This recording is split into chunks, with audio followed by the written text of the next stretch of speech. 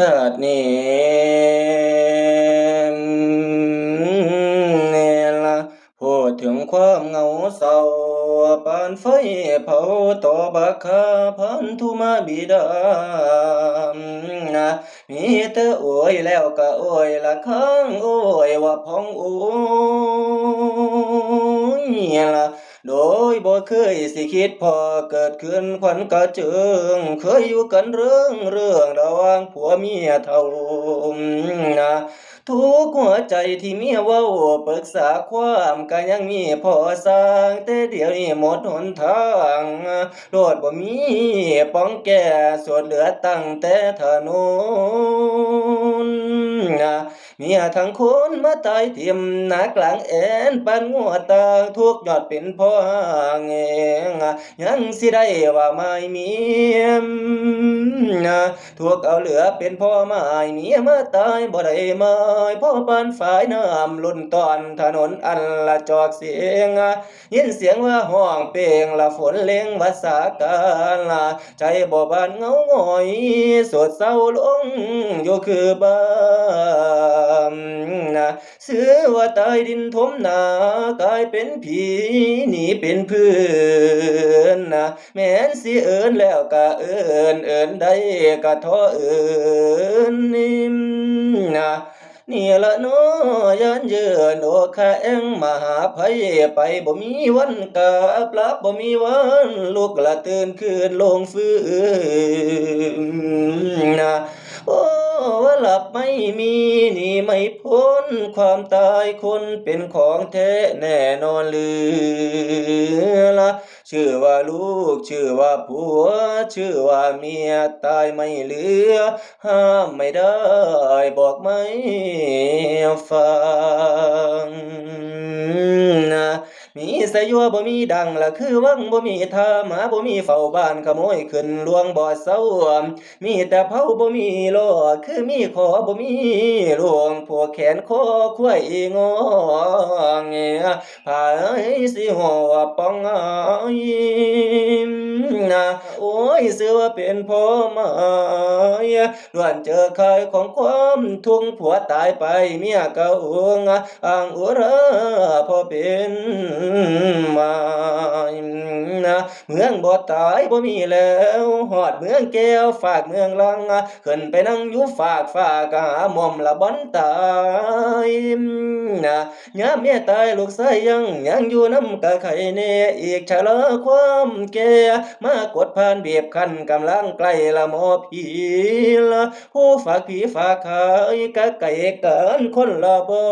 ละนั่งกะหำนอนกะฮอนตามภาษาพวกผู้เฒ่าในข้างโอ้ยว่าพ้องโอ้ยโน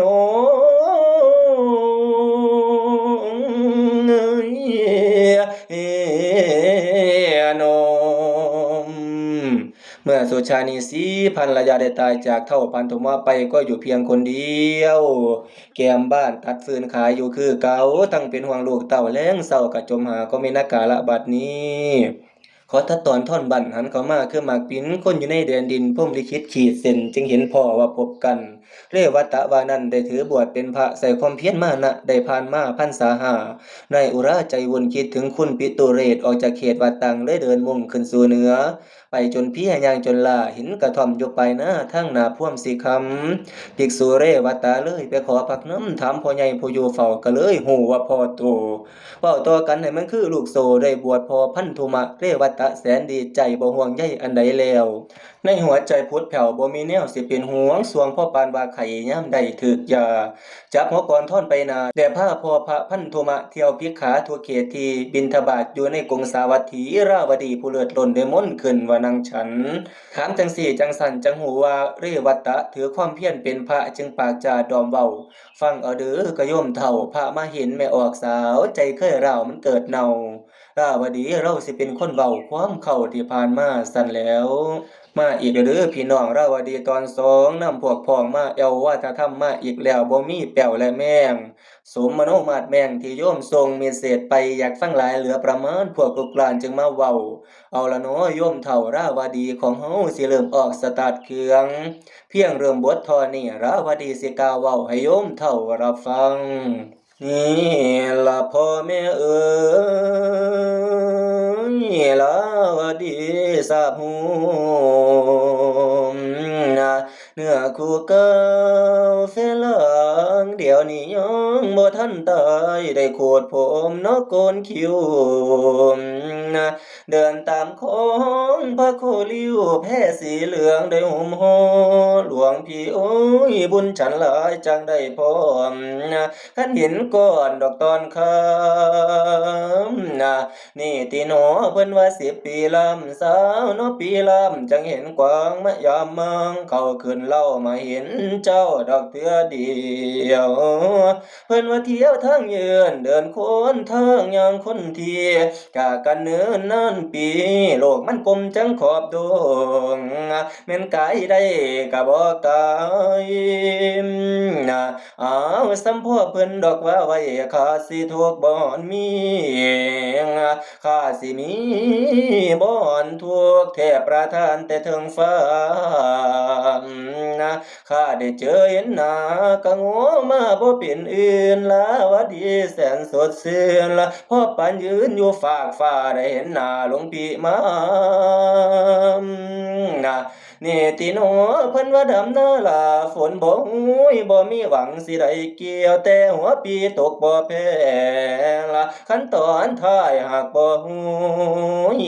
ฟ้าเอ้ยหนอฟ้าห้องสวยแนวคนสวยบ่มีหมู่คันมีหมูผัดปากเปื้อ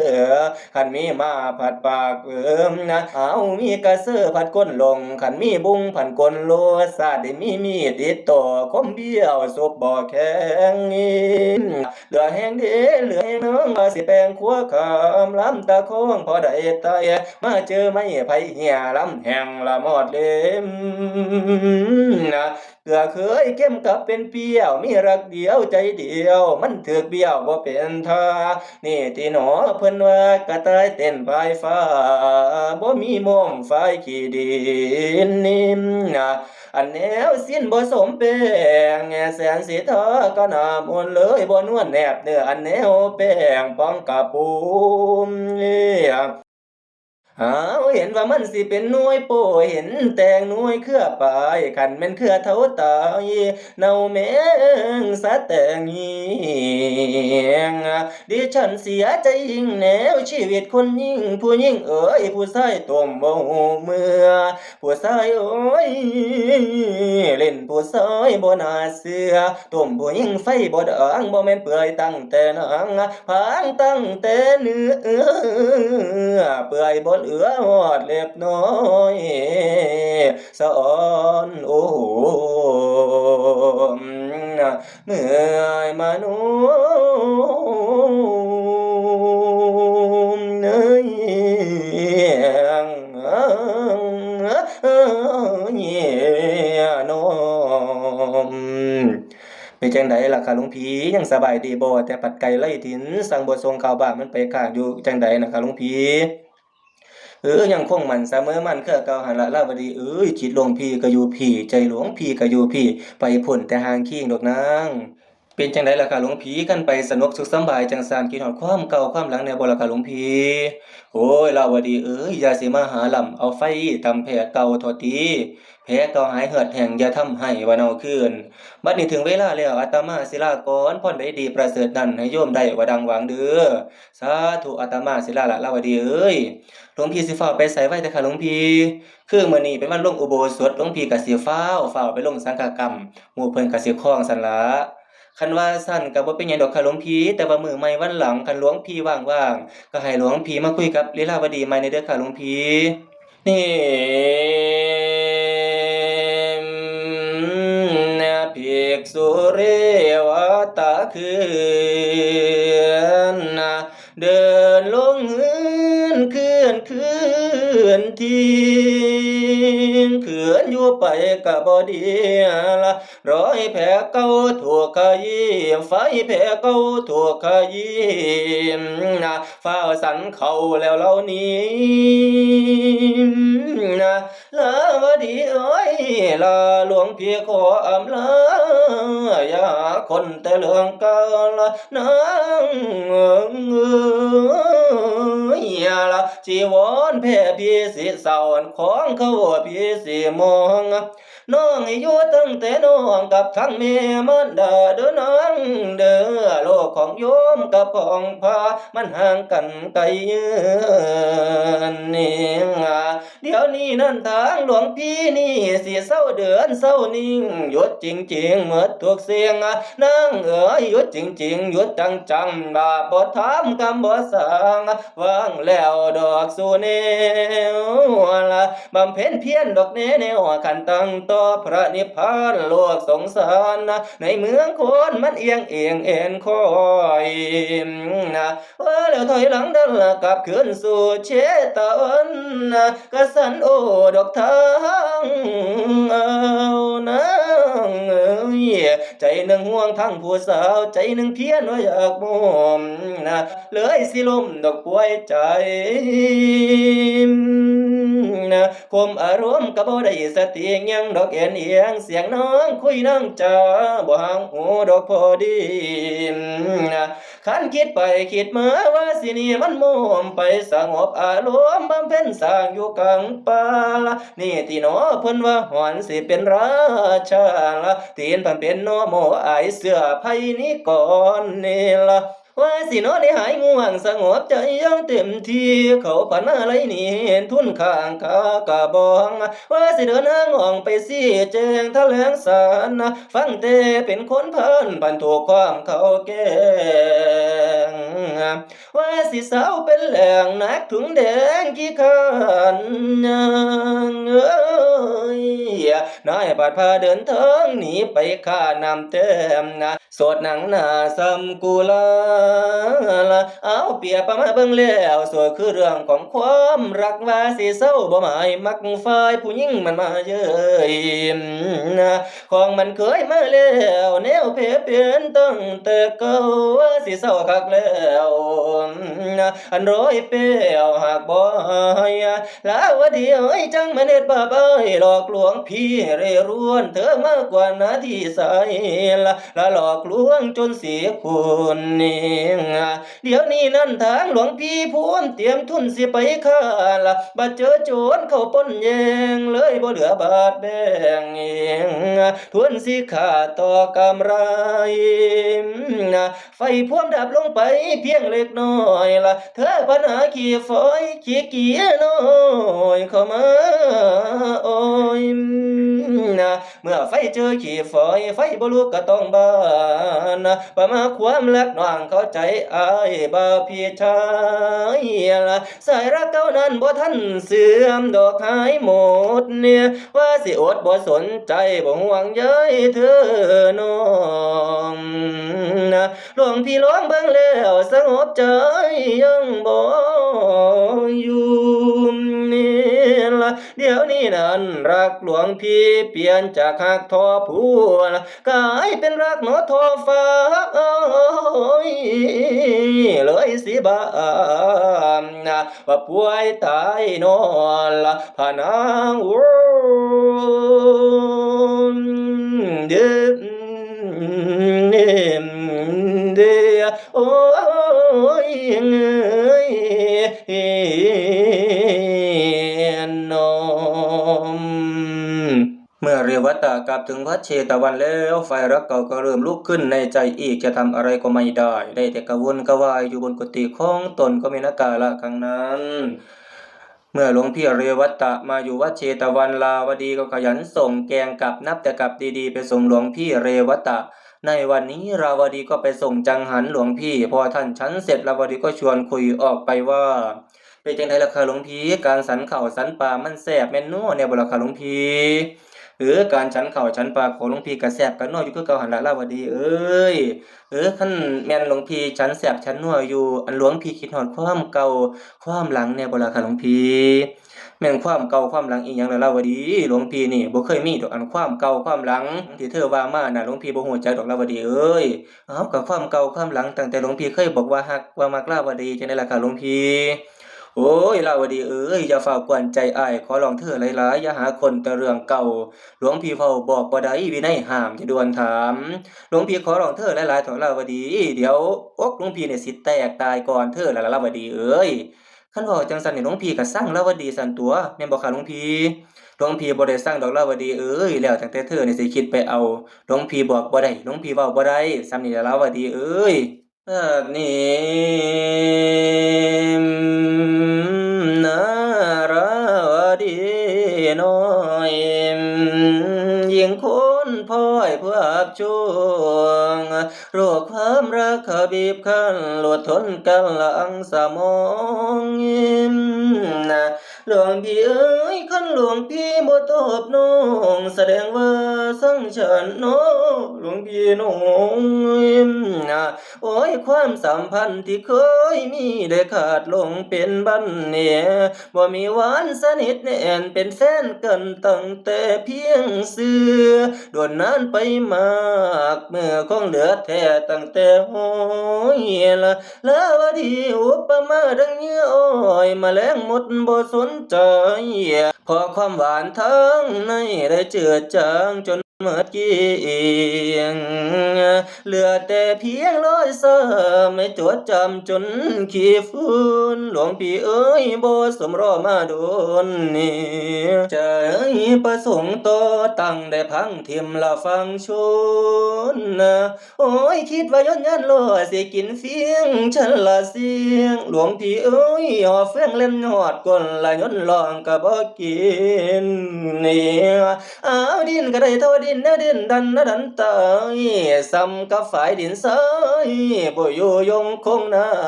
ำนะหลวงพี่เอ้ยคิดว่าน้ำต่ำตองแทงหัวใจถอดบ่ออกคันแม่นออกดามเงามาตำตองวางอุรามนะความสัญญากลายเป็นหมายความมุ่งหมายกลายเป็นมันมโนมาตรที่สาบานนะ กลายเป็นสอนเสียบจำกันต่ำต้องระวังกลางนี่ติโนเพิ่นว่าบุญบ่เคยขี้สร้างคันทางยังเพิ่นเผาไว้ละวนบ่สมขันบวยกะเลาสมขันหางเองเหรียญสตางค์บ่สมแบ่งละคือขิงแข้งบ่สมคำโอ้ยละหลวงพี่เอ้ยนะบ่สมเขาบักมวยกันดำได้ก็บ่เกี่ยวละถุงกะเที่ยวบ่สมหอย คันคือก้อยบ่สมเพืองตาเหลือกพ่อปากอังก็เลยเว้าบ่ถือกันละฉันบ่สมกับพี่หลวงพี่นั่นละสังฉันโอ้ยละฝันกลางคืนว่าเห็นแมวตื่นขึ้นมาได้เห็นสางละเหลือแหงเด้เหลือแหงเนื่องว่าสิแปลงทางสร้างกฐินเฮบ่ได้แล้วว่าดีรักแท้มันหลวงพี่นั่นรักหลวง หลวงพี่เอ้ยลาวดีดักบ่วงห่างกะตายไว้ผัดไปเถือขาเสือละซาดขี้เหือเถือเดียวเครื่องวังพันเลยรวมนะหลักเจอล้มเจอคืนกระแสทานละโลกทางเนี่ยโอ้ยศาสตร์มีรักบ่สมหวังพ่ออยากของัดไม่ตายทิมนะ ได้สวงใจแล้วล่ะน้ำนาหลวงพี่โอ้ย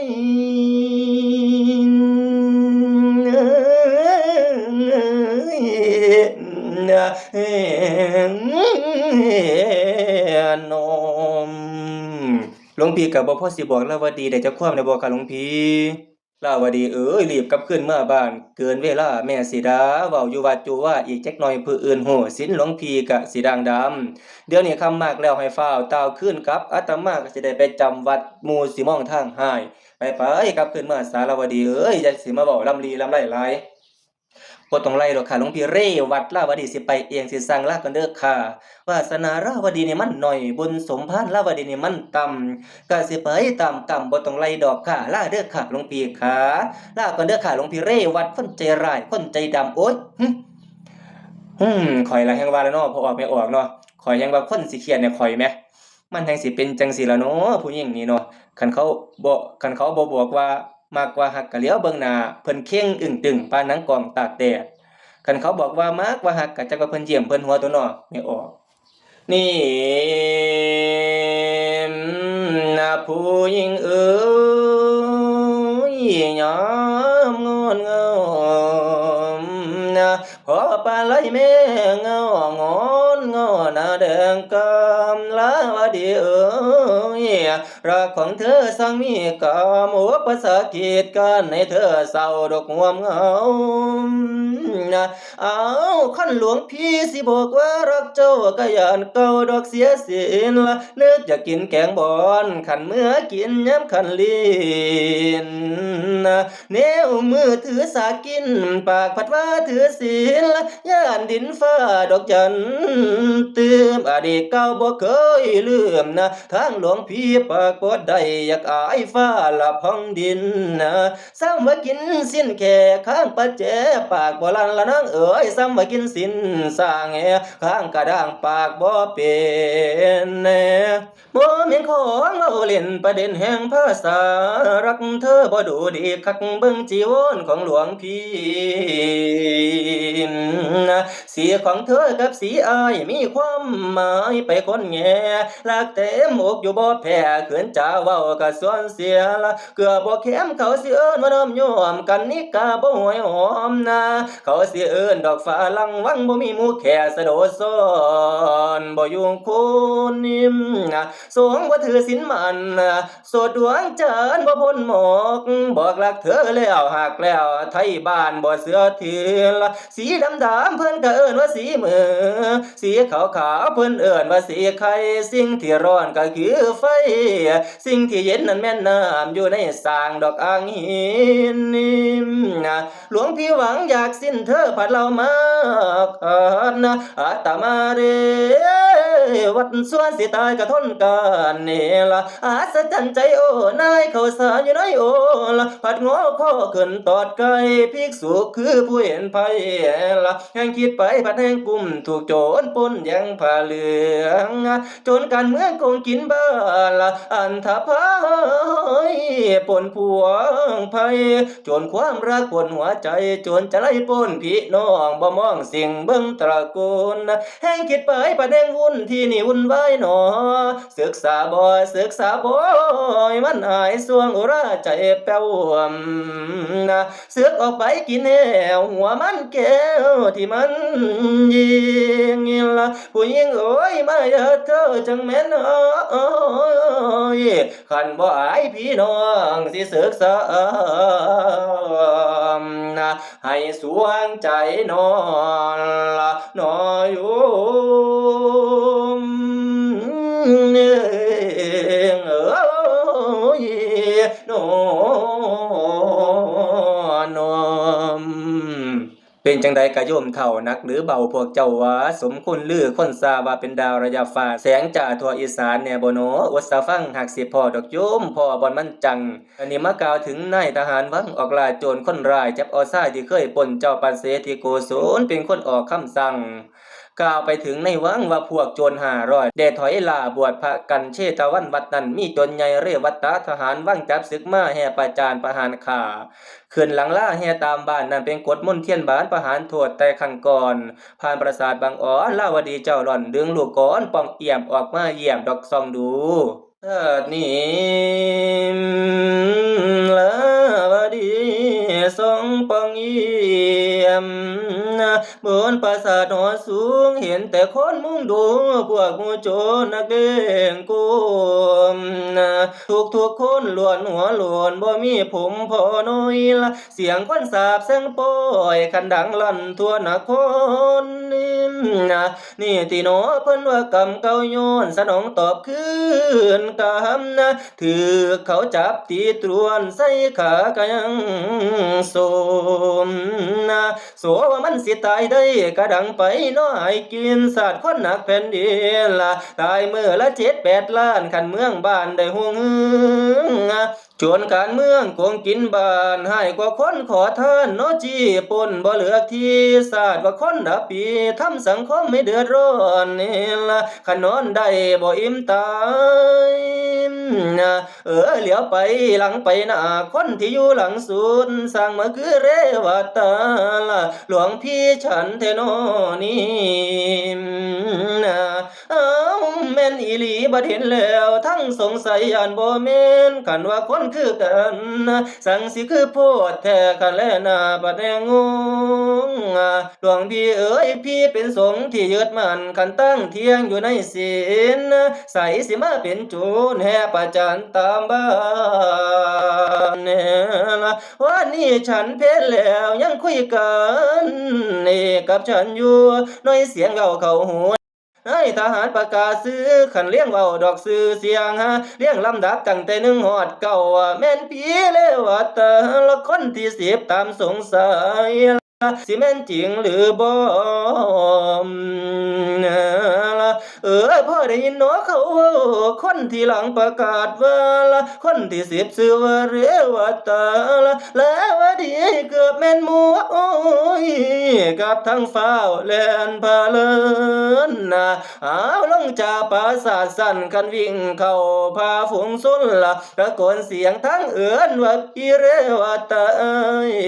ละแสนเสียดายก็ทั้งสาวของเฮากะสิพี่นางคันชีวิตอับปางลาวดีนางก็อยู่บ่ได้อยู่บ่ได้ละเว้าได้เพียงซ้ำนี้สลบลมว่าตาวหลวงว่าตาวหลวง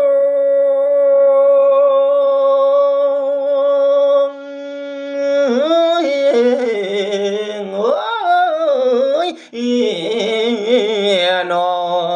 มส่วนนางคหปัตตานีแม่ลีลาวดีเห็นว่าลูกสาวของตนเป็นกังวลต่อเรวัตตะจึงได้นำเงินเป็นจำนวน 80,000 บาทไปไถ่ถอนเรวัตตะให้ได้พ้นจากจองจำคือเก่าแล้วก็จึงได้นำเรวัตตะคืนมาบ้านของตนเมื่อเรวัตตะได้ครองเพศสมณะดังกล่าวแล้วอยู่ต่อมาลาวดีเล่าให้ศึกเพราะสำนึกในบุญคุณอย่างใหญ่หลวงเรวัตตะถูกไฟลักลุมเผาสวงจิตทั้งปวงทำไม่ได้ดังใจปองจึงไปลาท่านอาจารย์ท่านคัดค้านอย่างเด็ดเดี่ยวพาออกเที่ยวชมป่าช้าโดยสุขีเรวัตตะจึงเบื่อหน่ายในโลกีก็หลีกหนีไปที่ปุพพารามของนางวิสาขามหาอุปาสิกาก็มินกาละบัดนี้สาขหปัตตานีฝ่ายว่านางขหปัตตานีเมื่อเรวัตตะภิกษุหนุ่มนี้ไปสู่ปุพพารามท่านปุณณขหบดีได้ส่งพราหมณ์ทั้ง8 คนมาสู่ขอลีลาวดีเพื่อจะได้แต่งงานกับสุวัฒนกุมารผู้เป็นลูกชายสมความมุ่งหมายในครั้งนี้ราวดีจะได้พ้นจากเรวัตตะเสียทีจึงเรียกบุตรีมาชี้แจงเมื่อนางมาที่ใกล้และจึงบอกข่าวให้นางรู้ว่าอีหนูของแม่เอ๋ยเดี๋ยวนี้แม่จะให้เจ้าแต่งงานกับสุวัฒนกุมารลูกปุณณขหปัตตานีเศรษฐีราวดีจะฝืนหรือตกลงประการใดจงเล่าไปให้ฟังเถิดลาวดีนี่ลาวดีน้อยละหินมันดาเว้าโตพ่อปันแค้นมาขอประสงค์ซ้ำเติมเข้าลานโอ้ยแม่เอ้ยละนางทั้งตีโนโมก็ยังว่าพอถั่วเล่าโนเมโนก็ยังมีทางเศร้าบัดหนาวเก่าอ้อมยอมเมื่อพร้อมสู้ไข่ละกินลงไปยังหัวสวงแม่นางเอ้ยบ่วงหัดคอแก้ออกแล้วก็ยังหูดอกสวงใจยามเอาบาแบกไม้ปุงแล้วเราเศร้านักเดินทาง างไกลเวลาพักสวงเพียสบายเนื้อเรือสำเภาเจอเขื่อนบ่ถึงจมยังห่มฟางแม่โอ้ยน้ำวังไปลุ่นนี่ละยังมีจ้างดอกปองเหนียวลาวดีหูทราบเรื่องว่าให้แต่งละงานดอกแม่เอ้ยละทำกับฝ่ายบ่มีของละปองละบายตายน้ำ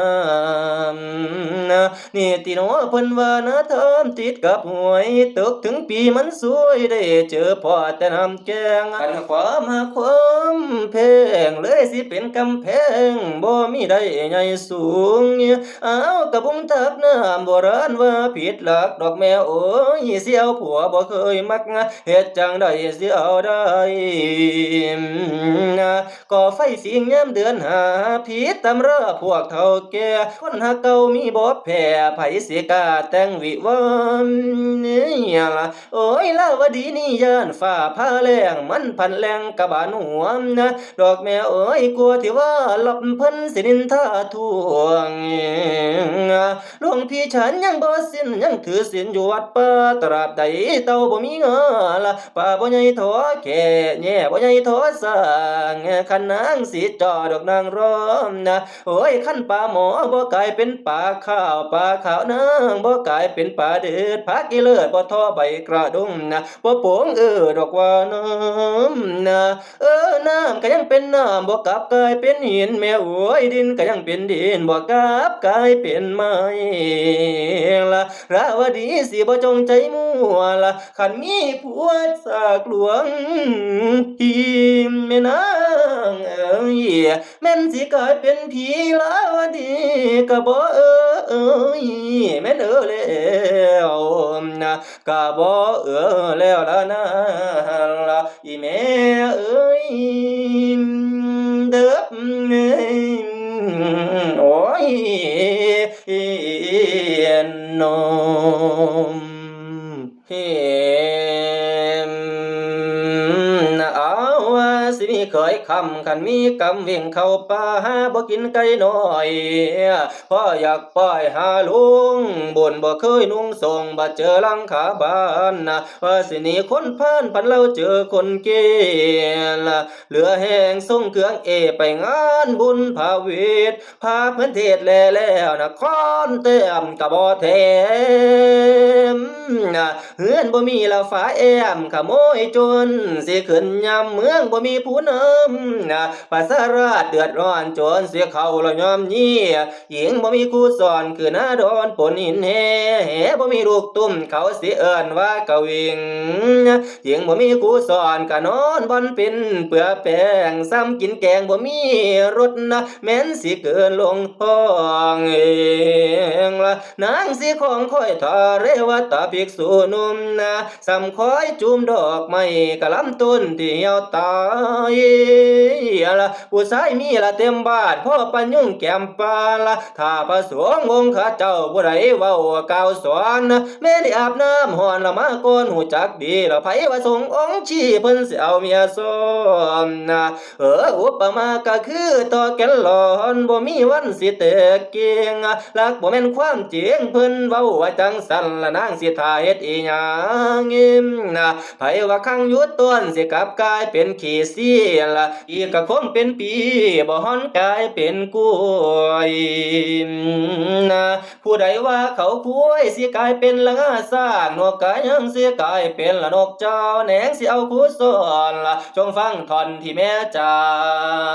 ละลูกคำเอ้ยให้ลูกมองเบิ่งฟ้าสวงดังสักเพียงใด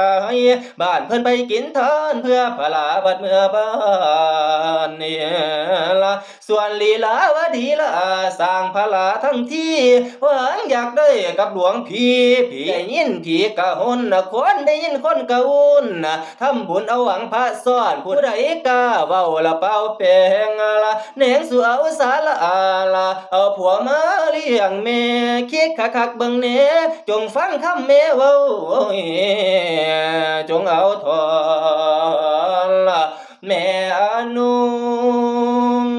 โนโน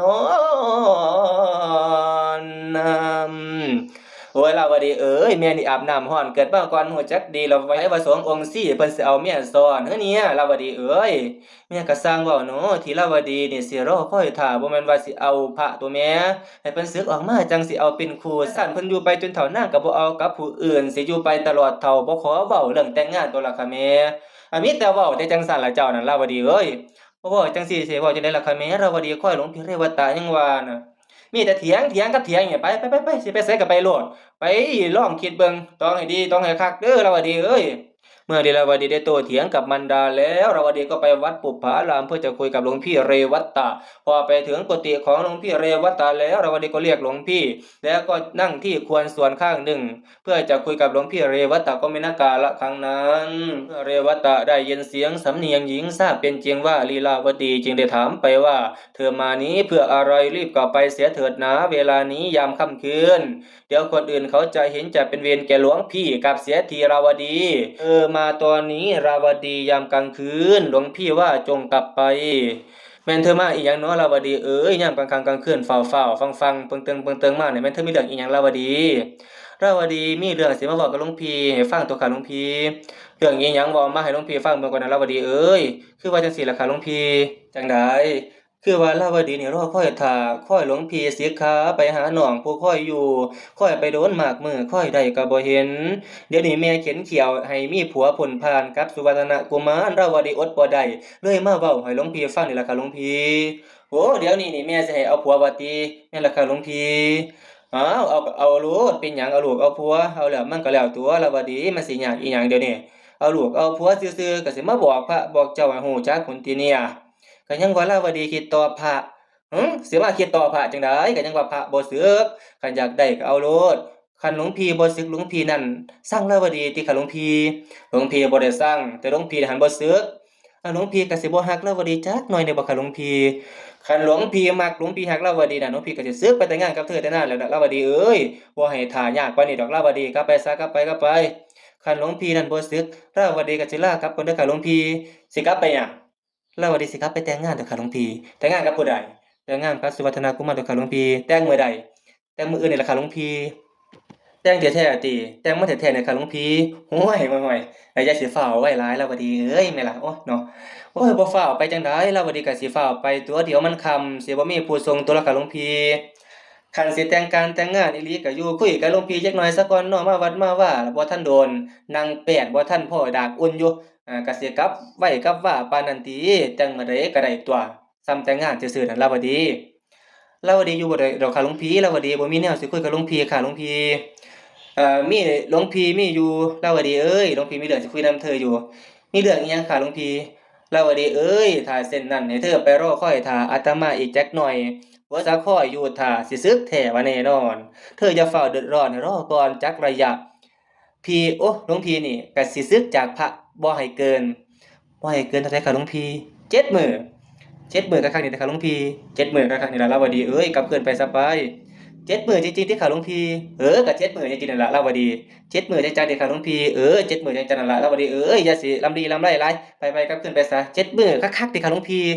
ฮ้วยบ่แม่นเธอเป็นโรคประสาท7มื้อขึ้นสมองพอแฮงแล้วติมานำแต่7มื้อ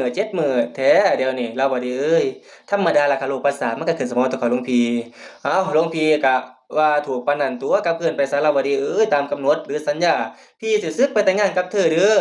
คันว่าซั้นน่ะลาวดีก็สิลากลับก่อนเด้อค่ะหลวงพี่เหีมนี่ล่ะเนาะเพิ่นว่าเที่ยวทางบ่สุดเส้นนะเห็นโลกีมีคุณค่าบวชตั้งหลายพรรษาละยังสิไปบ่พ้นให้วนเกี่ยวใส่แต่ยุม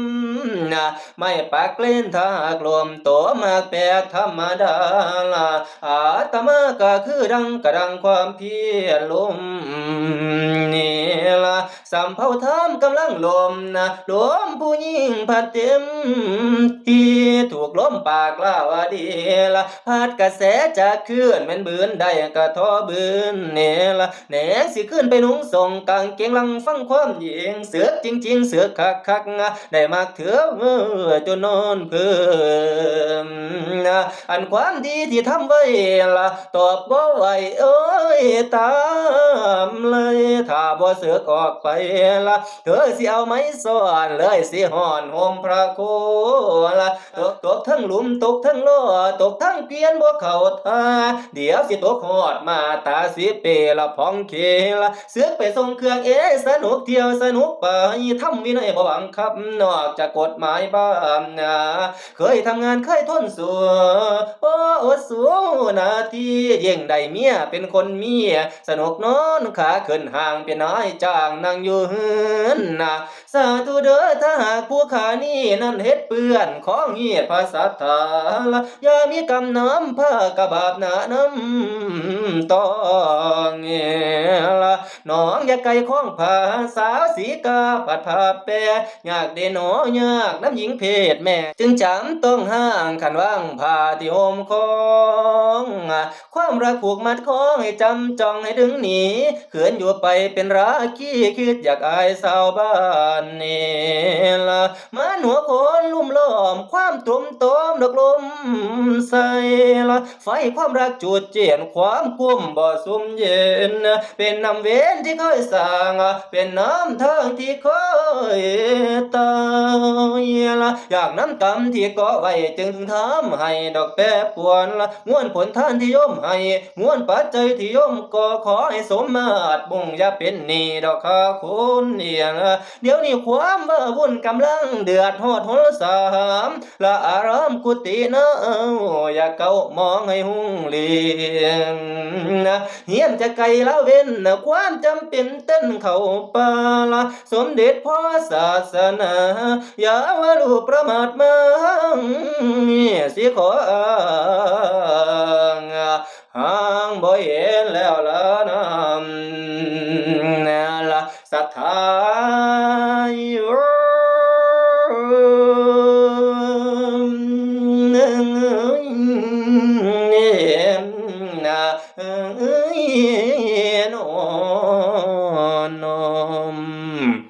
ในตอนนี้ก็สิถึงข้าวห่างผาแดงกลางสิพังมนละโยมเอ๋ยเจ้าสุวัตใจศูนย์สาวมาตัดสวัสดิ์สิ้นเขาสิเข็นไม่เขาทับทางวิมานลักเพิ่งจะสร้างเลยมีอย่างอันเป็นไปห่อนหัวใจปานไฟเผาได้เน่าในหรือไทยวุ่นหลักแมวคุณบ่สมมุ่งได้กินยาบำรุงพยุงไว้กับบ่สวงอกในตับขับในสวงหาทางล่วงหลอกบางให้เขาห่างจากกันในตอนนี้สุวัฒนกุมารก็เลยเขียนจดหมายสั้นๆดอกหลวงพี่เรวัตตะบอกว่าราวดีเขียนสิแต่งงานล่าอายพร้อมจดหมายได้เสร็จสิ้นได้สร้างร้อยมนทินให้สองกรรมได้ซ้ำเติมในตอนนี้ภิกษุเรวัตตะก็น้ำตาไหลซึมอ่านจดหมายเรียบร้อยใจระห่อยห่วงแต่แฟนเมื่อเรวัตตะได้รับจดหมายอำลาพี่ลงนามว่าลีลาวดีความที่เคยมีก็จางหายความมุ่งหมายว่าจะศึกก็ไม่ศึกมันอีกแล้วใจแน่แน่วต่อเพศสงฆ์ขอดำรงพระวินัยตะเวนไปทั่วทิศาไม่หวนมาสาวัตถีราวดีแม่ร้อยใจช่างงามในหวานแต่นอกลักกลับกอกไม่คงทนเฮีเรียบเตียมตนขนของใสบ่อะไรสติเพลแม่นสิสวยเลิศฟ้าบ่มีแลนาดอกลำดวนเกิดขึ้นมากับผู้การผาดรักดอกพิษหวังรักทอสร้างสร้างทอรักเมื่อประจักษ์จริงแจ้งละบ่สมแพงบ่สมเว้าหญิงใจเบาเว้าบ่เสือปากว่ารักทรงคือแต่หัวใจฝังเกี่ยวไว้กันให้หันตั้งหมื่นดวงที่ใส่ดอกบุญไม่ก็ยังว่าดอกมีขวยดอกบ่เอ้ยละห้วยนอนต้มนอนคนบวกวังก็ยังคนนี่ละบัดนี้คนก็คอยร้อยแผลใจ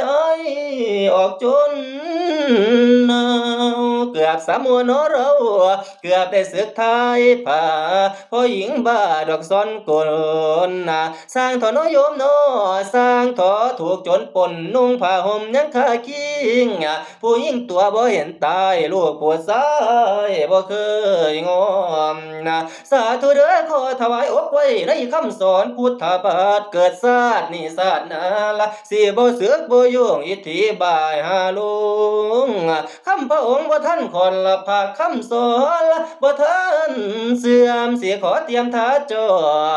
อันเพียรสร้างบ่เกี่ยวหยังละบัดนี้ก็สิไปหวังบ่คืนหลังย้านฝ่าพาละโย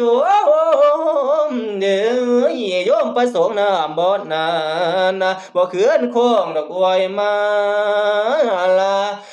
อาจารย์เรียบร้อยละเบ็ดไซราชคือเวลุวันพิมพิสารละทานพระองค์ทรงสร้างละนับมือจางนับมือจอยละความเหงาห้อยบ่เคยทาละอยู่บำเพ็ญภาวนาลืมเรื่องรักเรื่องใครสิใจมันกว่าทุกคำ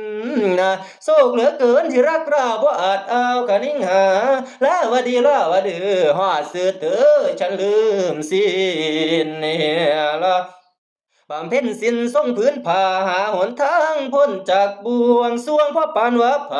ำก็หมดเสื้อดอกพำน้องยิ้มเดี๋ยวเทศโปรดพี่น้องผู้ของอยู่ในวัดถุ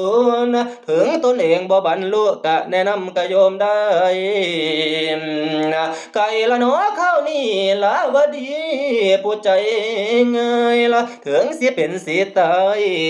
กะบ่เครื่องบ่อันเดียวนี่สว่างตาละอ้าวหายลูกรักบ้าปัญญาจำสมองใสใจบ่มองน้ำมันนึกว่าฝันเพียงครั้ง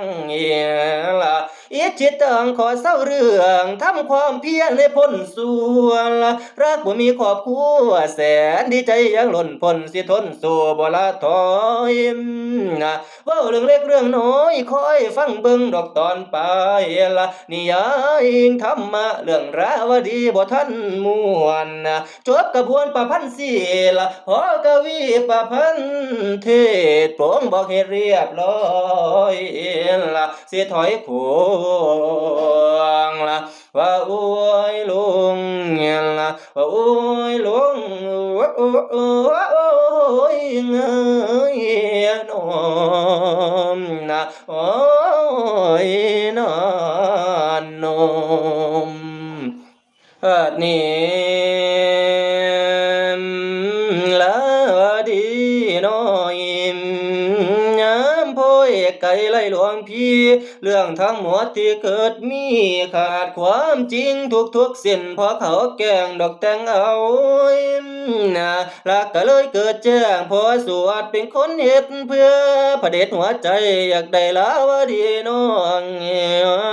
เฮาส่องทางบ่ทันแจ้งลาวดีเพิ่งรู้เนี่ยจำต้องลาคุณแม่ออกติดตามหลวงพี่ข่อยละพอได้เว้าดอกเรื่องราวอ้าวสละสาวโสดสิ้นละบวชเป็นเพศภิกษุนี่หนีติดตามเรวัตทุกสถานแถวบ้านทรมานก็ใจยิ่งแนวความจริงบ่ทันจังโอ้ยหมู่เพิ่นบวชสืบสร้างหวังสิได้ตอนพระธรรมกำลีลาวดีแล้วได้บวชเป็นภิกษุนี่หวังได้พ่อกับหลวงพี่ออกจากกรุงสาวัตถีได้หลายเดือนแต่เปลี่ยนผ่าแม้นเพียนละก็ค่อยทุนในตอนนี้ได้ยินข่าวว่าหลวงพี่เจ้าได้เนาอยู่เวรุวันแห่งขยันเดินทางว่าสิเจอกับหลวงพี่พอแต่ตกถึงห้องเวรุวันสถานที่พักน้ำมัวภิกษุนี้ถามเขาเรียบร้อยว่าเนาหันดอกอีหลีละลาวดีแสนปราบปลื้มลืมความเมื่อยความเพียรละเสร็จพิธีทำวัดได้ลักไปหา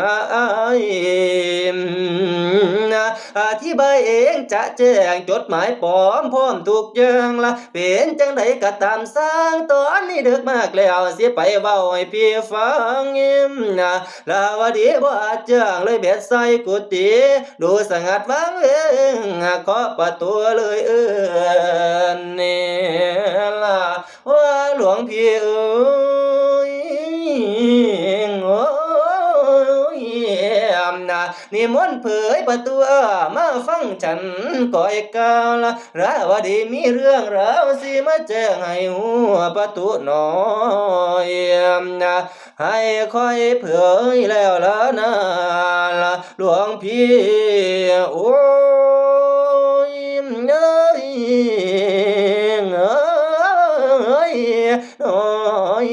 นมหลวงพี่เปิดประตูออกมาให้ลาวดีจักคราวเนี่ยค่ะเสียงผู้ใดเป็นหยังมากวนพระกวนเจ้ายามหลับยามนอนยามกลางค่ำกลางคืนบ่ฮู้จักติเหรอเสียงลีลาวดีจังได๋ล่ะค่ะหลวงพี่ลาวดีไสบ่เคยฮู้จักจักเทื่อดอกเด้อล่ะเด้อลาวดีผู้อยู่กรุงสาวัตถีจังได๋ค่ะหลวงพี่เช้าๆอย่าสิไปเว้าลาวดีอยู่กรุงสาวัตถีเขาได้ตายไปจากหัวใจของอาตมาแล้วล่ะอย่าสิมาเว้าเถาะ ลาวดีบ่ได้ตายตัวค่ะหลวงพี่ก็สิจำลาวดีบ่ได้ติค่ะหลวงพี่คันบ่ทันตายเขาก็แต่งงานไปแล้วล่ะอย่าสิมาเว้าเถาะอาตมาบ่เชื่อดอกลาวดีบ่ทันได้แต่งงานดอกค่ะหลวงพี่ลาวดียังเป็นโสดอยู่ตัวนี้ค่ะหลวงพี่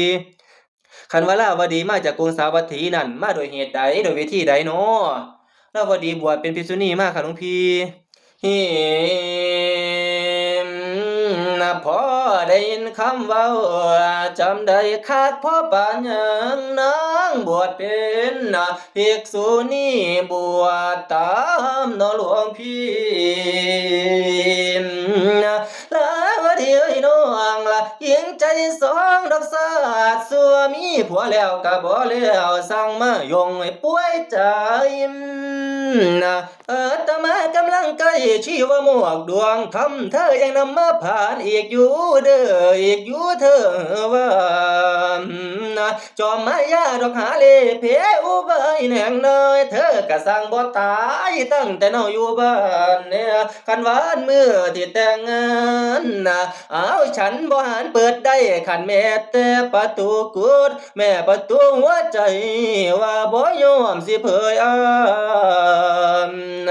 มาทำไมไกลป่านนี้บ่ไอ้ตีบัดเดินย่างเขาป่าเธอเป็นแม่ห่างเงียละสันบ่น้องแม่นบ่เธอละโอ้ยเธออย่าเอาน้ำตาลอพ่อให้พี่สงสารเด้อนางเด้ง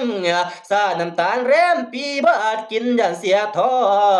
งเงียน้องนาที่ดอกตามคุณควายลงกวนจนว่าคุณปิงซ้ำเส้นเข้าปูนอย่ามาลอยพี่ลุงเธอนั้นจงใจมันสลัดฉันเอาคนอื่นเดี๋ยวนี้ยามกลางคืนพระบ่ควรสิเกี่ยวยงกันจะเว้าตัวผู้หญิงอย่าสำอ้อยระวังพระสิโมโหพระกะคนคือคนบ่แม่นต่อขอนไม้เนี่ยล่ะฉันซ้ำใจพอแห้งแล้วล่ะจิตระบมบ่ไข้ป่วยพอไข้บ่มแผ่ผัวหมายระบมเธอสิมาตืมซ้ำให้ฉันยงดอกบ่เอาเอารีบกลับไปอย่ามาเว้าเรื่องเก่าๆมันเจ็บแผลฉันบ่แค่พ่อนิดคิดว่าเจอฝันร้ายไปตายใส่ก็ตามทนนี่ล่ะอาตมาบ่อ่อนซ้อยสละแล้วหมดทุกอย่างละผัวของเธอคงสิตายคันว่าสั่นกะว่าเป็นแม่ห่างเอล่ะจึงมาสร้างบวชสิมนี่ล่ะเธอได้ยินหรือไม่ล่ะรีบกลับไปหาพวกมัวให้พ้นตาพ้นหัวเสียงสำอ้อยอิงอ้อยจ้างให้ฟังจาก700-800สิฝืนหัวอีก3ให้คืนทอนเนี่ยละวายานานพนัง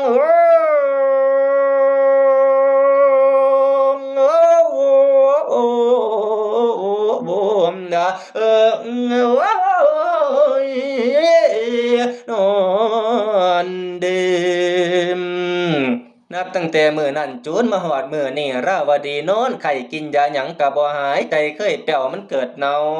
พ่อคนรักบ่ได้เว้าใจเลยเน่าป่วยบวมเดี๋ยวนี้พวมสิขาดสิ้นชีวิตอยู่ในโลกาเรวัตะจักไปไสข่าวบ่เห็นหู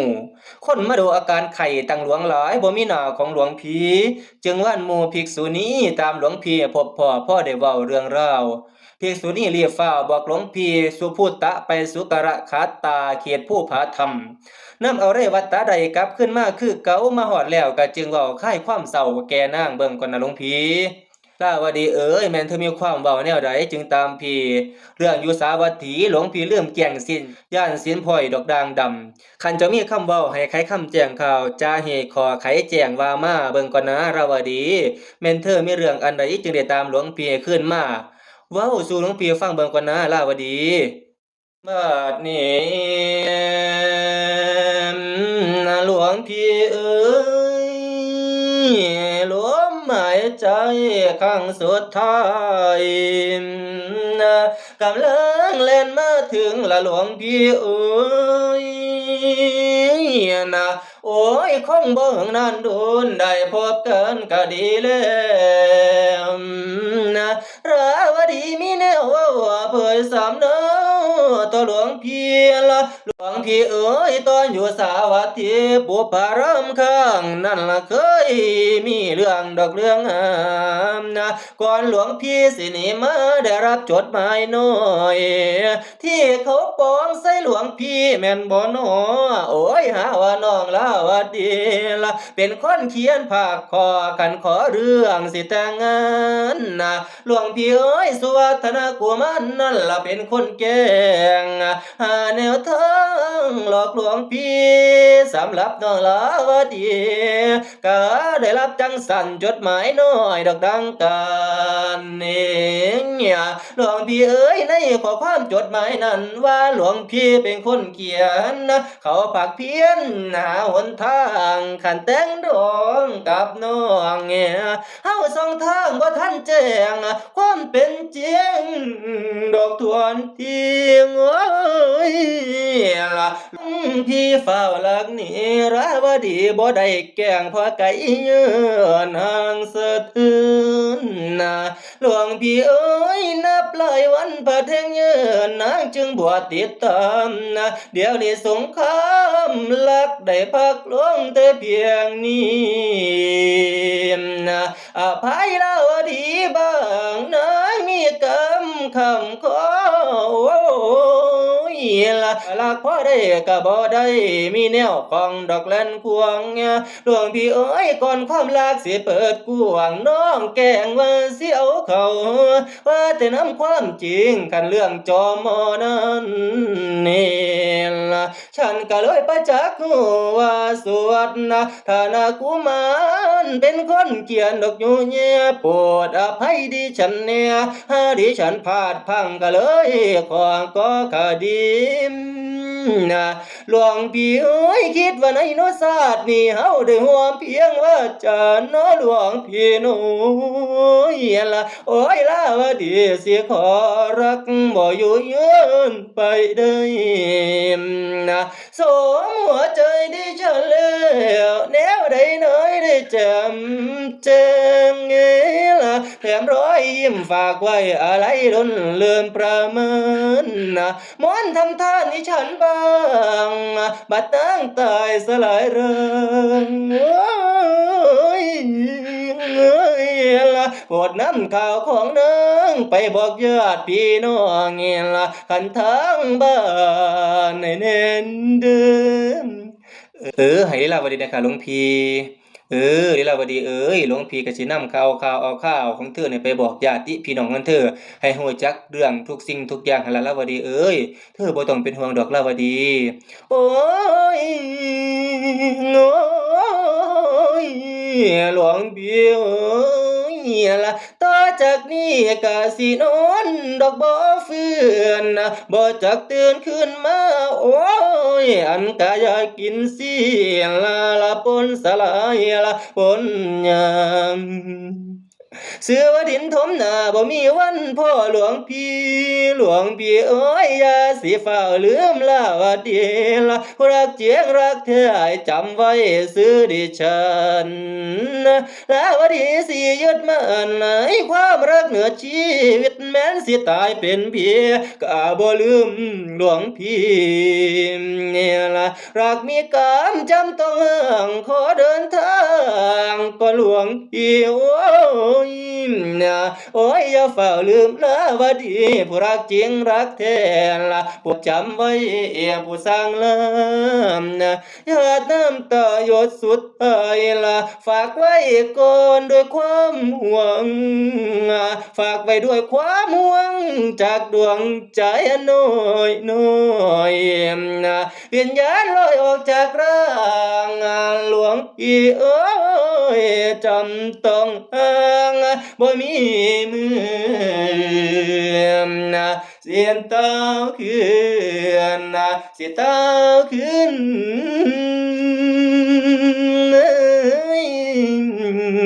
เนื้อโอ้ยนี้นาภิกษุเรวัตกันน้ำตาไว้เอี่ยมนะลอยลงคอจนว่าลาวดีสังว่าปันสายแห่งฟ้าสิลงเถื่อนพาอุรา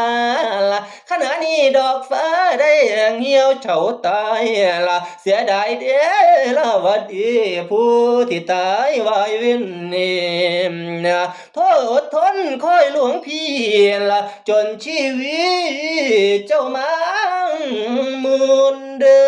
อลานางเอ๋ยโอ้ยคนพูดทนสิทำได้จังหล่อนบ่ฮอนพอแต่ละทีแล้วว่าดีดอกตอนนี้ตามหลวงพี่ออกจนเจอลานางเอ๋ยเธอจงหลับตาเสียที่ผ่านมาจงลืมสิ้นตายในศีลวิญญาณน้องขอลีลาคงบ่ลำนี่ละสิ่งที่แล้วมาทางหลวงพี่ก็สิยกโทษให้อภัยเจ้าทุกประเด็น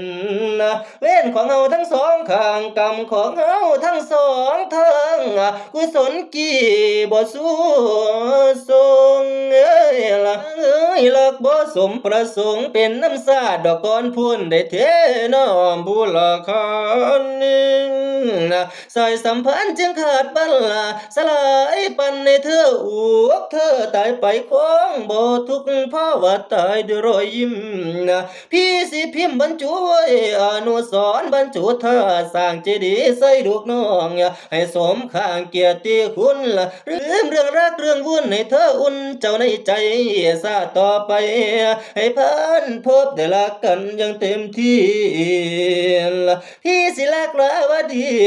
เพียงคนเดียวเจ้าเท่านี้ซาดได้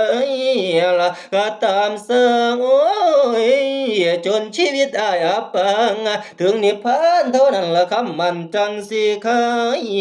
เมื่อถ้าตายก็นายไปถ่ายอยู่ทั้งสวรรค์อีกบ่นานหนึ่งวันพี่สิตามไปพบขอเยินย่อสรรเสริญเจ้าจากใจจริงบ่ลืมลายทุกคนจะต้องตายรักหรือสั่งก็แค่นั้นบ่ยืนมันเจ้าต่อเย้ยวางจบพักไว้นี่ย้ายรักอมตะท่านผู้มีมานะอาจสิปงได้ตรงเป้าเพื่อนบอกว่ามีหลากหลายกลายเป็นสองดังสามเนาที่เท่จานท้องเพชรแก่งคอน้อยประพันธ์ขอเจ้าแต่งเขียนนิ่มเขียนก็เขียนยังเรียบร้อนประมาณสี่เจ้าวันปลายอีกนี่ย้ายก็เงาเหลืออยากสิบันแต่ลงสอนผู้เทศเสียงกันบวกพ้องขอรับรองให้ตีโลดบ่ได้กดทอก็ติดพวกคอยเนก็ดิมวาระสุดท้ายนี่กำฟ้าเรวตาเผ่าลีลาวดีสร้างกุศลผลทานทรงพลากันไปให้สร้างเจดีย์ใส่ดวกไว้อยู่วัดเวลุวันมีป้ายเป็นหินอ่อนถึงคติเตือนสอนผู้เดินทางออกเขาให้เขาได้ดอกอ่านความว่าบรรทัดที่หนึ่งลีลาวดีผู้บูชาความรักยิ่งกว่าเทพเจ้าบรรทัดที่สองว่าลีลาวดีผู้ถือความรักยิ่งกว่าชีวิตบรรทัดที่สามว่าลีลาวดีผู้รักความรักยิ่งกว่าชีวิตตัวสาธุชนผู้ฟังแล้วให้จำแนวเป็นตัวอย่างนี่คือรักอมตะนั่นมีรักอยู่เท่าใดก็มีทุกข์อยู่เท่านั้นเด้อให้จำมาขัวสุคนดอกนาพ่อแม่